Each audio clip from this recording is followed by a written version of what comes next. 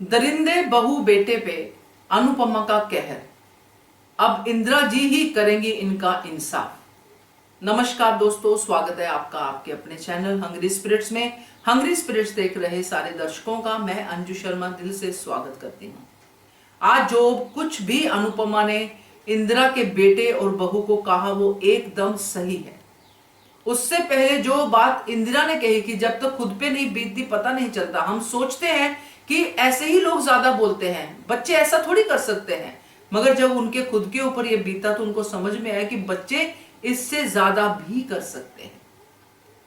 बहुत ही बुरा किया उनके बच्चों ने इंदिरा जी के साथ, और न्याय की मूर्ति के सामने ये कहा तो न्याय तो मिलेगा। अनुपमा तो पहले से ही फाइट करती आई है ऐसे लोगों के लिए, चाहे लोग बाद में उसकी बात समझे या एहसान समझे ना समझे, मगर उसने कभी लड़ाई अधूरी नहीं छोड़ी है, और दूसरों के लिए तो खास करके। इसलिए वो पहुंच गई इंदिरा जी के बेटे और बहू के पास। और फिर क्या हुआ उसका जिक्र तो करेंगे, मगर आगे क्या होगा, इंदिरा जी क्या इंसाफ करेंगे, उसका भी इसी वीडियो में जिक्र करते हैं। पहले वही निवेदन, जिन्होंने अभी तक चैनल को सब्सक्राइब नहीं किया है कृपया कर लीजिए। साथ में दोस्तों बेल आइकन दबाइएगा ताकि आपको हमारे वीडियोस के नोटिफिकेशन मिलते रहें। एक थप्पड़ काफी नहीं था इंदिरा जी के बेटे को, और थप्पड़ पड़ने चाहिए थे, और अच्छा हुआ उसकी बहू को भी थप्पड़ पड़ा। और बहुत अच्छा हुआ उनके बच्चे ने ये सब देखा, क्योंकि यहीं पे वो काउंटिंग शुरू हो जाती है जो हर बच्चे को समझ में आती है। यहीं से वो बच्चे सीख जाते हैं। अनुपमा ने जब ये बातें कही पार्टी के लोग भी चले गए, क्योंकि उनको भी शर्म आई कि इन लोगों के साथ बैठे हम लोग पार्टी कर रहे हैं। पैसे के लालच में उस इंसान ने बहुत ही बुरा किया। और अनुपमा इंसाफ तो दिलाती है दोस्तों, मगर जिसके साथ गलत होता है उसके अंदर कॉन्फिडेंस भी पैदा करती है।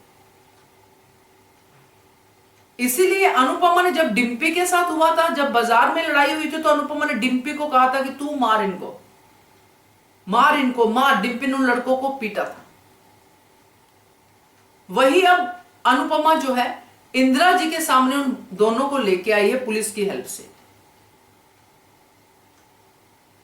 और अब इंदिरा जी जो है वो देख के हैरान है, क्योंकि इंदिरा जी शायद खुद से वो स्टेप नहीं उठा पाती, मगर यहां पे अनुपमा इंदिरा जी को समझाएगी कि अब बारी आपकी है, फैसला आपका होगा।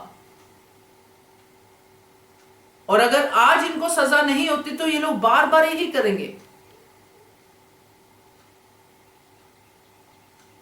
और इंदिरा जी जो भी कहेंगी, जहां तक मेरा अंदाजा बैठता है, वो कहेंगी कि इनको ले जाओ, इनको सजा होनी चाहिए, गलत किया है। क्योंकि अनुपमा ने भी तो तोशु को जेल में डाला था। जब तोशु ने इतना बड़ा कांड किया था और भागा था अपना कांड करके अपनी मां को फंसा के, तो अनुपमा ने तोशु को जेल में डाला था। अनुपमा तो कर गई, अब इंदिरा जी की बारी है, क्योंकि इस लड़के ने एक बार नहीं दो दो बार इंदिरा जी के साथ गलत किया है। इंदिरा जी इनको जेल में भिजवाएंगी, चाहे थोड़ी देर के लिए हो चाहे कैसे भी हो, मगर इनको जेल की हवा जरूर खिलवाएंगी। और यहीं पे एक तो इंदिरा जी का इंसाफ होगा, और दूसरा इंदिरा जी के अंदर वो हौसला वापस आएगा कि अगर मां के साथ बच्चे बुरा करते हैं तो मां को इंसाफ करने का भी हक है, मां को सही का सही करने का भी हक है। सिर्फ जूते चप्पले खाने का ही मां के पास जो है वो नहीं है कि वो खाती रहे और बच्चे मारते रहे, सहती रहे। मगर मां अगर उठती है तो मां बहुत कुछ कर भी सकती है अपने बच्चों को सबक सिखाने के लिए, क्योंकि सिर्फ लेक्चर ही उनके लिए सबक नहीं हो सकता है।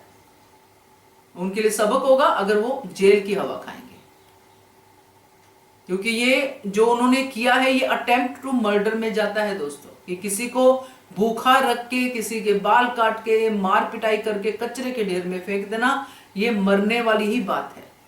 अगर वहां पे इंदिरा जी मर जाती तो किसकी जिम्मेदारी होती, किसने मारा उनको, बेटे बहू ने मारा। तो इनको तो जेल की हवा होनी ही चाहिए, और हो सकता है तब तक उनका पोता आशा भवन में रहे उनके साथ। तो ये मजेदार होगा दोस्तों देखना, इनको सजा मिलना, और बाकी देखते हैं क्या स्टोरी के हिसाब से जाता है। Keep watching hungry spirit channel. Thank you so much. Subscribe to our channel by clicking the subscribe button. Click the bell button and enjoy the latest uploads from our channel.